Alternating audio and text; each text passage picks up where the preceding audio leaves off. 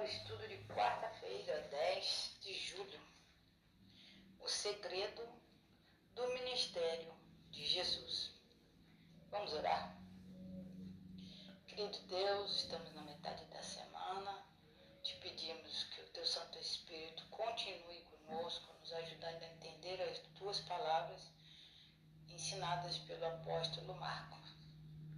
Fica conosco, perdoe nossos pecados e nos ajude sempre a fazer a Tua vontade e a entender bem o que o Senhor quer que nós aqui aprendamos sobre a vida de Jesus e seu ministério.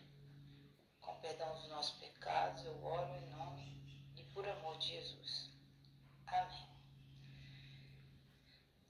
Nessa lição número 2, nós temos visto aqui que Marcos se preocupou em mostrar as ações de Jesus quando ele começou então o seu ministério, o seu trabalho dia a dia.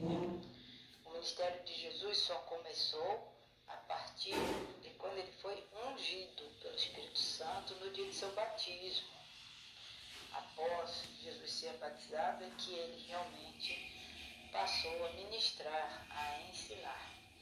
E ele não fez isso sozinho. Ele escolheu alguns seguidores para ficar mais próximo deles. Esses seguidores são chamados de discípulos, que pode ter esse sinal, mas o sinal de discípulos pode ter variações. E Jesus simplesmente os convidava, dizendo: segue-me, venha comigo. Eu vou mostrar para vocês uma outra forma de trabalho. Vocês pescam peixes, agora vocês vão pescar para mim pessoas para o reino de Deus. Na segunda-feira nós vimos que culto inesquecível para os que estavam presentes foi quando Jesus então expulsou um demônio de um rapaz que estava presente na sinagoga no momento de oração e ensino da palavra. E Jesus falou para ele: cala a sua boca, para que ele não dissesse que Jesus era o Messias. Isso tem uma implicação muito grande, porque se Jesus ficasse falando, deixasse os demônios que fossem falarem que ele era o Messias, ele poderia ser perseguido antes do tempo. Então, naquela época, como eu já disse em lições anteriores, era muito perigoso dizer de si mesmo ser o Messias, né? Então, na lição de terça nós vimos mais do ministério sabático, que foi quando Jesus volta então para a casa de Pedro, não é? E lá ele cura a sogra de Pedro, e mais à tardezinha, talvez depois do pôr do sol, vieram muitas pessoas por conta daquilo que tinha acontecido na sinagoga, Jesus ter expulsado o demônio de um rapaz. Muitas pessoas ficaram sabendo, então eles foram procurar Jesus lá na casa de Pedro. E Jesus continuou seu ministério ali de cura, de ensino, de expulsão dos demônios. Na quarta-feira nós vamos ver o segredo do ministério de Jesus. Por que será que Jesus tinha alguns segredos no ministério dele, né? E que lições importantes nós aprendemos com esta história? Qual história? Nós vamos ler a história em Marcos, capítulo 1, de 35 a 39. Aqui nós lemos: Jesus ora num lugar deserto. De madrugada, quando ainda estava escuro, Jesus levantou-se, saiu de casa e foi para um lugar deserto, silencioso, vamos dizer assim, né? Onde ficou orando. Simão e seus companheiros foram procurá-lo e, ao encontrá-lo, disseram: todos estão te procurando. E Jesus respondeu: vamos para outro lugar, para os povoados vizinhos, para que também lá eu pregue. Foi para isso que eu vim.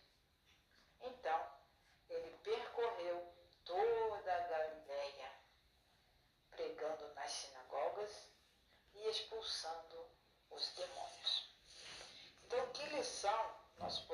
lições podemos aprender com este hábito de Jesus, né, de ir orar em um lugar solitário. Nós aprendemos o seguinte: Jesus orava muito. Ele procurava sempre lugares mais quietos, né, momentos especiais, para ter comunhão em oração com Deus. Jesus não fazia nada de si mesmo, ele disse. O que eu faço pelo poder do Pai. Né? Essa vida de oração era que dava esse apoio para a missão de Jesus. Então, se eu e você queremos ter sucesso na missão que Deus tem para nós, primeiramente nós devemos ter uma vida de oração. Porque o relato nos conta que Jesus levantou-se antes do nascer do sol. Então era madrugada ainda.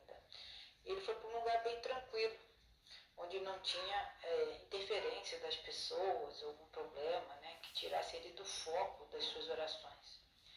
Então, ali Jesus então saiu, né, da casa de Pedro, foi para esse lugar para orar.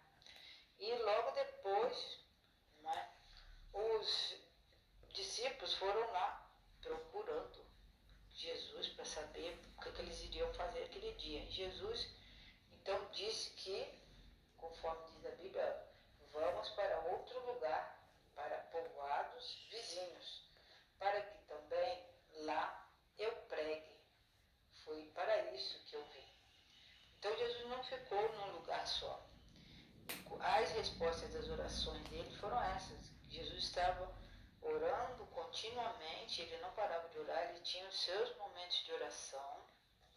Geralmente é cedo, isso nos ensina essa lição, que pela manhã, antes de qualquer movimentação da nossa casa, da nossa família, nós também devemos ter este tempo de oração com Deus. Né? Então, dali, Jesus partiu para outros lugares e continuou pregando nas sinagogas e expulsando demônios. E continuou. O poder de Deus estava sobre ele e ele continuou pregando que era esta a missão que ele tinha. Pergunta número 5. O que Lucas 6, verso 12, ensina sobre a vida de oração de Jesus? Vamos ler Lucas, capítulo 6, verso 12. Nós lemos o seguinte: num daqueles dias, Jesus saiu para o monte a fim de orar e passou a noite orando a Deus. Então aqui claramente nós vimos que Jesus novamente, como ele tinha esse costume, ele foi para um lugar silencioso para orar, buscar a orientação de Deus. E aqui diz, ele passou a noite orando a Deus. Às vezes nós, como seres humanos, estamos tão cansados, as pessoas nos convidam para orar. Se você ficar 5 minutos, você já cansa, você quer levantar, fica agitado, não quer dar aquela atenção que Deus merece. Mas se você for para uma entrevista de emprego, você vai bem vestido, bem comportado, vai ter que esperar o que a pessoa tem para lhe dizer, e você tem que ficar quietinho esperando ele dizer todas as coisas. Nós temos que adquirir esse hábito, meus irmãos, de orar mais, fazer nossas orações em particular, no momento que a nossa casa, nosso lar está em silêncio. Por isso que a palavra de Deus diz que a gente deve orar no nosso quarto, por exemplo, com a porta fechada. É um lugar silencioso, antes de qualquer atividade. E aqui bem dizendo, Jesus orou a noite inteira. Isso ensina que Jesus, então, era um homem de oração. Ele nada fazia sem a orientação de Deus, certo? E é o que nós devemos fazer. E o que está faltando na nossa vida são esses momentos de oração com Deus. Tanto faz surdos como ouvintes, nós precisamos passar mais tempo em oração. Às vezes a pessoa fala, minha vida continua na mesma coisa, não aprendo nada. É porque falta essa comunhão com Deus. Então muitos cristãos estabelecem horários de oração. Isso é muito bom para a nossa vida. E também pode se tornar uma rotina, você fazer isso sempre. E fazer não de uma maneira como um robô. Nós temos que ter sinceridade, orar a Deus num lugar fixo, né? E no horário também. E aquele horário e lugar vai ser um hábito para nós, para a gente ter nossa comunhão com Deus. Então, não existe assim um aconselhamento, você faz isso de tal hora, vamos supor, de 4:30 da madrugada até as 5, faça assim, faça assado. Não, você tem que fazer a sua rotina de comunhão com Deus e continuar, né? Por isso se chama rotina, é um hábito. Pedro e seus companheiros não acompanharam Jesus ao lugar de oração. Por que será, né? Talvez eles soubessem até onde Jesus estava, né? Mas eles foram lá e encontraram Jesus, mas não foram com Jesus orar. Eles encontraram Jesus porque eles estavam procurando para que Jesus fosse ajudar as outras pessoas que estavam ali atrás de Jesus, querendo alguma bênção, né? Para curar ou ensinar alguma coisa. Então Jesus mostrou o quê? Que os nossos lugares, né, que haveria um campo mais amplo de serviço. Jesus falou assim, eu preciso ir para outros lugares agora. Não é aqui que eu vou ficar. Então Jesus foi para outros lugares ali perto e ele pregou ali porque ele disse, é para isso que eu vim. Não vai ficar num lugar só, né, mas eu vou para outros lugares. E Jesus se compadecia muito das pessoas e queria ajudar outros também. Assim Jesus deu testemunho do seu trabalho, da sua vida de oração, para que ele fosse o nosso único exemplo.